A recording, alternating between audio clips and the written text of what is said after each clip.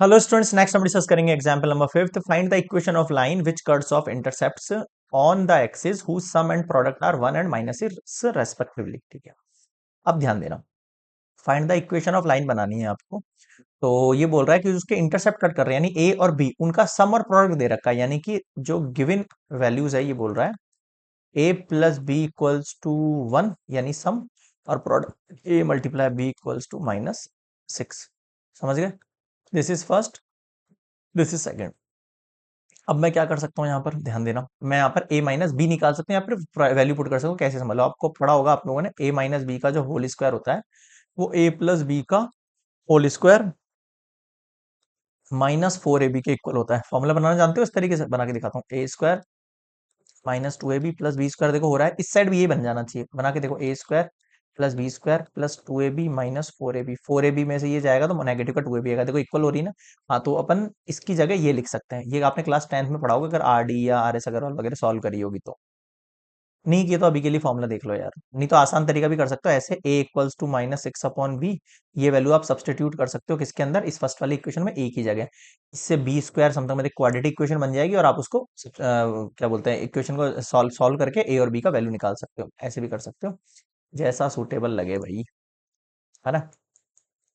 चलो, ये थोड़ा सा जल्दी हो जाता है, कहने का मतलब ये है। अब a माइनस बी का होल स्क्वायर चाहिए मुझे।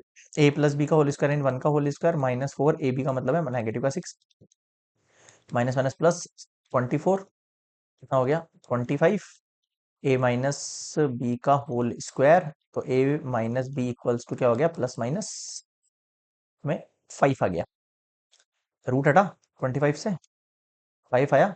ऐसा, अब देखो, ए माइनस बी इक्वल अगर +5 रखता हूं एक कंडीशन के अंदर अपन, है ना, और एक बार ए माइनस बी इक्वल्स टू -5 रखता हूं, तो देखो अगर पॉजिटिव रखता हूं तो देखो दिस इक्वेशन को मैं थर्ड मान रहा हूं और इस इक्वेशन को मैं फोर्थ मान रहा हूं। अब देखो आप ऐड कर दो, ए प्लस बी इक्वल्स टू 1 रखा, ए माइनस बी इक्वल्स टू 5 रखा, ये कैंसिल आउट हुआ, तो 2a इक्वल्स टू 6, और a का वैल्यू कितना आ गया, 3 आ गया।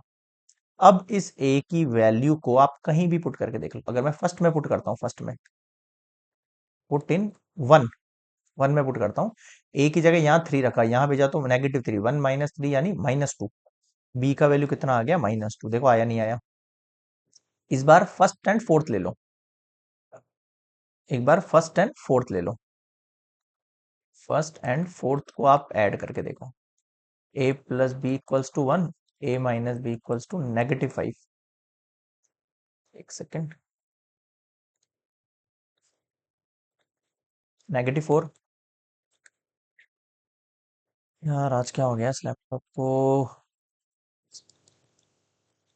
आज बहुत गड़बड़ कर रहा है यार ये टैब। a का वैल्यू कितना आ गया आपके पास, यहाँ पर नेगेटिव का 2 आ गया। अब इस a की वैल्यू को, ये भी नहीं दिख रहा है, a का वैल्यू कितना आ गया है, नेगेटिव का। अब इस -2 वैल्यू को अपन कहाँ पुट करें बताओ। अपने पास a का जो वैल्यू दे रखा है कितना आया है, -2, इसको आप वापस पुट कर लो यहाँ। -2 प्लस बी इक्वल्स टू 1, उधर भेजो, b का वैल्यू कितना आ गया, 3। आया नहीं आया? अब अपने पास वैल्यूज देखो दो आ गई हैं। एक बार तो आया है a का 3 और b का -2, a का 3 b का -2, और एक बार आया है अपने पास a का -2 और b का 3।